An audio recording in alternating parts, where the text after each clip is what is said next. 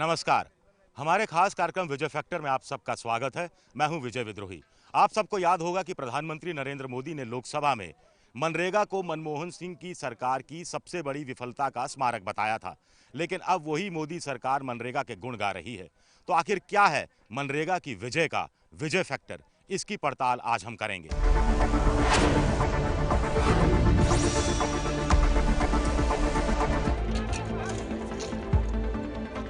जयपुर जिले की फागी तहसील के मुंडावरी गांव में मनरेगा का काम चल रहा है। इसमें अन्य महिलाओं के साथ गांव की वार्ड पंच गीता देवी भी तपती दोपहरी में मिट्टी उठाने के लिए मजबूर है। पिछले 2 साल से सूखे की मार झेल रही गीता के लिए मनरेगा में मिला काम किसी नेमत से कम नहीं। हमारे गांव में मनरेगा का काम अच्छी तरह से चलना चाहिए कि अभी ये काल की टेम पड़ रही है, इस वजह से हमारे को लोग यहाँ मनरेगा का काम नहीं चलता, जब परेशान करते हैं।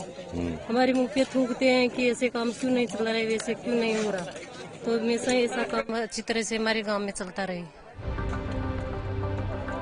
2 साल के सूखे के बीच गीता देवी को मनरेगा ने ही जिंदगी जीने की मानो जान दी है। मनरेगा यानी महात्मा गांधी ग्रामीण रोजगार गारंटी कानून।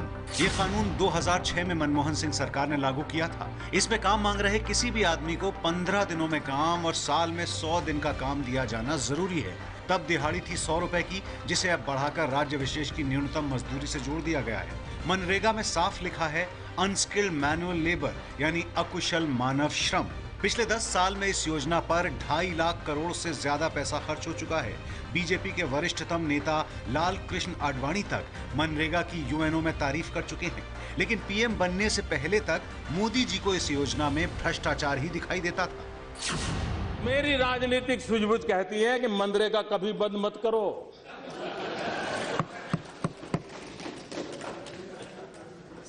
मैं ऐसी गलती नहीं कर सकता हूं, क्योंकि मनरेगा आपकी विफलताओं का जीता जागता स्मारक है। A sum of rupees 38,500 crores has been allocated for Manrega in 2016-17. Modi ji खड़े होते हैं, कहते हैं बेकार योजना है, ऐसी योजना मैंने कभी नहीं देखी। कल मैंने आंख बंद करी, मैं सोच रहा था चिदम्बरम जी हैं। मनरेगा की बात चल रही है, मनरेगा में हम पैसा डालेंगे, मनरेगा को हम ऐसे करेंगे, मनरेगा को हम वैसे करेंगे। अरुण जेटली जी मेरे पास आते हैं, कहते हैं मनरेगा से अच्छा स्कीम नहीं था। मैंने उनसे कहा भैया आप अपने बॉस को क्यों नहीं कहते। संसद में बड़े बड़े नेताओं के भाषण आपने सुने। ये सब देख सुनकर दुष्यंत कुमार का एक शेर याद आता है, भूख लगी है तो सब्र कर, रोटी नहीं है तो क्या हुआ, आजकल दिल्ली में है जेरे बहस मत दुआ। लेकिन जो लोग संसद में बहस कर रहे हैं, उन तमाम नेताओं को यहाँ आकर इन ग्रामीण माताओं बहनों की जरूर सुननी चाहिए। मनरेगा को क्यों न चल रही हो, यहाँ बताओ, सारा गांव में चल रही, तो माँ के क्यों न चल रही। चल रही है कौन है? अब 10 दिन का 290 रुपए है जो पूरा ही तेरे कहीं करा भी जार 15 चला मिला भी कौन है।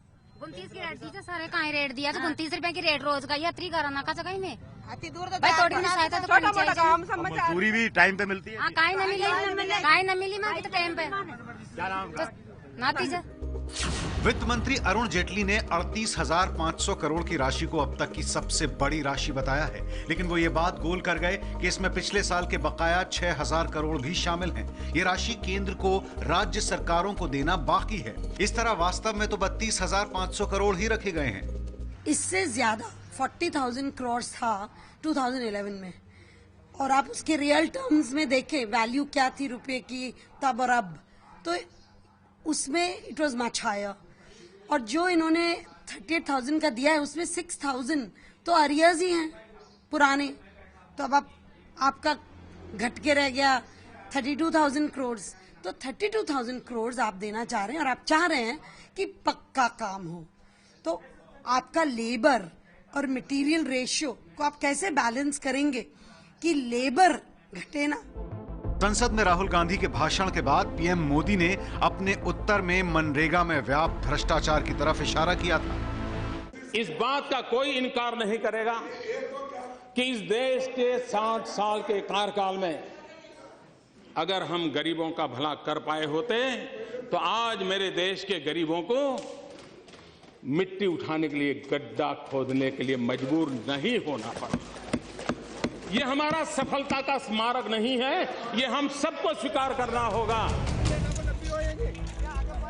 मनरेगा में घपलेबाजी बहुत है, ये एक सच्चाई है। एबीपी न्यूज ने भी अपनी खास पड़ताल में इसका खुलासा किया था कि किस तरह यूपी में जेसीबी मशीनों का इस्तेमाल किया गया। गुजरात में तो अमेरिका में रह रहे एनआरआई परिवार का जॉब कार्ड बना दिया गया। राजस्थान में एक पंक्चर बनाने वाले के नाम पर बजरी के 40 लाख रुपए के ठेके दिखाए गए। महाराष्ट्र में भी फर्जी मास्टर रोल और जॉब कार्ड बनाने के मामले सामने आए थे। बैठ के सोशल ऑडिट एक्सरसाइजेस होनी चाहिए।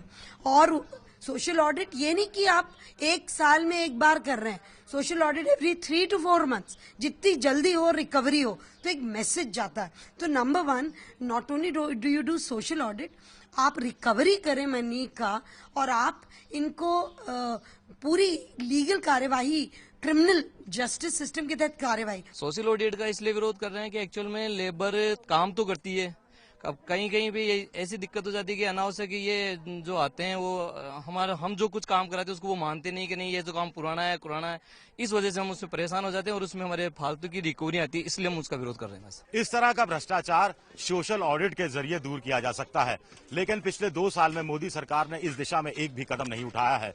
उल्टे आरोप तो यहां तक लगते रहे हैं कि मोदी सरकार ने अपने पहले साल में मनरेगा का पैसा रिलीज करने में भी अनावश्यक देरी की।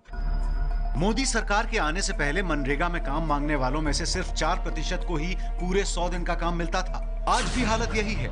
100 दिन का काम साल में मिलना चाहिए, लेकिन राष्ट्रीय औसत सिर्फ 38 दिन का ही है। सबसे बड़ी बात है कि 15 दिन के भीतर मजदूरी का भुगतान होना चाहिए, लेकिन 3 से 6 महीने बाद 56% लोगों को मजदूरी दी गई। मजदूरी फिर कम भी दी जाती है। किसी गरीब आदमी के जायज पैसों को जानबूझकर रोकना और काटना कहां तक जायज है? मजदूरी कम तो मिल रही है पर देरी से नहीं मिल रही है। 15 दिन बाद मिल जाएगी। 15 दिन बाद मजदूरी मिल रही है पर रेट कम मिल रही है। लोगों को रेट कम, इतनी मेहनत से आदमी काम करेगा तो ये तो गवर्नमेंट के थ्रू, जो गवर्नमेंट की रेट है वो फिक्स कर रखी है, जबकि होने चाहिए रेट 200 से ऊपर होने चाहिए। आज कोई आदमी मजदूरी जाता है कहीं भी तो उसको मिलते हैं 200 रुपए, तो कम से कम ये तो होनी चाहिए, जबकि ये नहीं हो रहे हैं। गवर्नमेंट उनको 173 रुपए दे रही है। 173 तो कागज में मिलते कहाँ हैं? मिलते नहीं, ये मिलते नहीं। 160, 150, 140 इनके समथिंग मिलती है। जब आप सरकार में रहते हैं, किसी भी कंपनी में रहते हैं, आपकी जो वेज है, आपकी जो सैलरी है, वो कनेक्टेड है to CPI, consumer price index, अपने आप बढ़ जाती है। आपको इंक्रीमेंट्स ही मिल जाते हैं।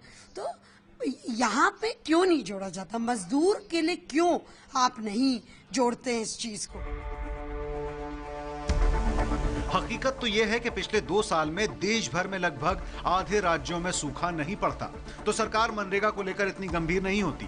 यूपी, आंध्र प्रदेश, उड़ीसा जैसे 12 राज्यों में तो सूखे के चलते मनरेगा में काम मांग रहे मजदूरों की संख्या इतनी बढ़ी कि इन्हें करीब 1100 करोड़ रुपए केंद्र से अलग से मांगने पड़े ताकि उनकी मजदूरी दी जा सके। 2015 में किया गया एक अध्ययन बताता है कि 2004 से 2012 के बीच मनरेगा के कारण ही देश में गरीबी 1/3 कम हुई है। मनरेगा ने इस दौरान 1 करोड़ 40 लाख ग्रामीणों को शहर की तरफ जाने से रोका है। सबसे बड़ा फायदा ये हुआ कि पहले गांव के लोग शहरों में जाके मजदूरी करते थे, अब यहीं इनको कार्य मिल गया, यहीं इनको पैसा मिल गया, तो इनका जीवन यापन भी उच्च स्तर हो गया। और जो बाहर जो पलायन हो रहा था वो पूरी तरह से रुक के यहीं लोगों को कार्य मिलने से अच्छा ये कार्य कर रहे हैं और जो इनकी आर्थिक स्थिति भी सुदृढ़ हुई है। ये राजनीति भी अजीब चीज होती है। जब मनमोहन सिंह सरकार के समय मनरेगा के तहत तालाब खुदा करते थे, तब बीजेपी के लोग कहते थे कि गड्ढा खोदो गड्ढा भरो अभियान चल रहा है, देश का पैसा बर्बाद किया जा रहा है। मोदी सरकार का कहना है कि मनरेगा के पैसों से बारिश वाले इलाकों में 5 लाख खेत, तालाब और कुएं खोदे जाएंगे। साथ ही जैविक खाद के लिए 10 लाख कंपोजिट पिट बनाए जाएंगे। झारखंड का उदाहरण बताता है कि वहां 1-1 लाख कुओं का निर्माण मनरेगा में किया गया, जिसमें 95% का इस्तेमाल सिंचाई के काम में हो रहा है। इन कुओं के आसपास हुई खेती से उपज में 180% का इजाफा हुआ है। जहां तक जैविक खाद के लिए कंपोजिट पिट बनाने की बात है, ये गेम चेंजिंग हो सकता है। इससे 10 लाख टन खाद्यान्न का अतिरिक्त उत्पादन हो सकता है। उससे 50 लाख लोगों का पेट भरा जा सकता है। आखिर ये 10 लाख कंपोस्ट पिट बनेंगे कैसे उससे खाद कैसे बनेगी और गांव वालों को उससे कितना फायदा होगा, जानने की कोशिश करते हैं मुरारका फाउंडेशन के डॉक्टर मुकेश गुप्ता से। मतलब उसमें इस तरह का जो कचरा है खेती का, ये जाएगा इसमें? अब इसमें बनेगा ऐसे कि जो कचरा है हमारा किसान के पास में, एक तो खेती का कचरा होता है और एक उसके पास में गोबर होता है पशुओं का। इन दोनों को वो मिक्स करके खड्डे में डालता रहेगा, तो करीब 7-8 टन यदि कचरा डालेगा तो करीब 4 महीने के अंतराल से उससे उसको 4-5 महीने में उसको करीब 3-3.5-4 मैट्रिक टन तक खाद बन के तैयार हो जाएगी। ये खाद जैसे औसत दर जो हम मानते हैं करीब 2 मैट्रिक टन प्रति एकड़ की दर से ये खाद डलती है, और यदि ये खाद डलेगी तो इसका मतलब 20 लाख एकड़ में ये खाद डल सकती है। और जो हम देखते हैं अब तक उसके अनुसार इतनी खाद से करीब 500 किलो एक्स्ट्रा प्रोडक्शन जरूर हो सकता है प्रति एकड़। वित्त मंत्री अरुण जेटली का इरादा मनरेगा को कृषि, सिंचाई, पशुपालन और सड़क निर्माण तक से जोड़ने का है। कुल मिलाकर 87 लाख करोड़ रुपया ग्रामीण विकास के लिए रखा गया है, लेकिन ज्यादा प्रचार प्रसार मनरेगा का ही किया जा रहा है। वित्त मंत्री अरुण जेटली ने इस बार के बजट में गांव के विकास के लिए 87 लाख करोड़ रुपए रखे हैं। पूरा खजाना ही खोल दिया है। मनरेगा के लिए रिकॉर्ड पैसा रखने का दावा किया जा रहा है। सभी गांवों तक 2 साल में बिजली पहुंचाने का दावा है और सिंचाई के लिए 50,000 करोड़ रखे गए हैं। जी से तो उम्मीद तो यही है भाई, गांव का विकास करेंगे और काश्तकार को भी पूरा लाभ देंगे, लेकिन अभी काम मिल रहा नहीं मिल रहा। प्रधानमंत्री सिंचाई योजना, वो जनधन योजना, फसल बीमा योजना, लेकिन वो क्या है कि वो वहाँ से ऑर्डर तो कर देते हैं। यहाँ अभी तक कोई सर हमारे पास में कोई योजना का कोई फायदा आता नहीं है। उम्मीदें तो बहुत थी सर। 5 साल के लिए 8 दिन पहले भी ये जगह जगह जगह कांटा लगा दिया, पुलिस पटक दिया, कोई गरीबों को काम ही नहीं रही। वो तो राज्य सरकार का है ना जी, कहाँ का राज्य सरकार, सब आगा है काम से। कांग्रेस सरकार जो हमारी पेंशन बांध करके पेंशन देती थी, ये दे ही नहीं रहे। गांव-गांव में बिजली पहुंचा देंगे, सिंचाई की व्यवस्था करेंगे। आप तो इस इलाके में फागी वाले इलाके में कोई व्यवस्था तो हुई नहीं। उम्मीद है क्या मोदी सरकार? मुझे तो उम्मीद नहीं लग रही साहब। क्यों नहीं है साहब? मोदी सरकार को पता है कि किसान की जेब में पैसा जाएगा तो साबुन तेल से लेकर टीवी, मोटरसाइकिल बनाने वाली कंपनियों का भी भला होगा। आखिर इन कंपनियों की 1/3 कमाई गांव देहातों से ही होती है। सच्चाई तो यह है कि लंबे समय तक सत्ता में रहकर कांग्रेस ग्रामीण विकास के नाम पर ग्रामीण वोट बैंक पर कब्जा करने का गुर सीख गई थी, उसमें पारंगत हो गई थी। अब मोदी सरकार भी बड़ी तेजी से इस गुर को सीख रही है, इसमें पारंगत होने की कोशिश कर रही है, और ऐसे में मनरेगा उसकी एक बड़ी राजनीतिक मजबूरी है। कैमरामैन सुमित क्लेर के साथ विजय विद्रोही, गांव मंडावरी, जिला जयपुर, एबीपी न्यूज।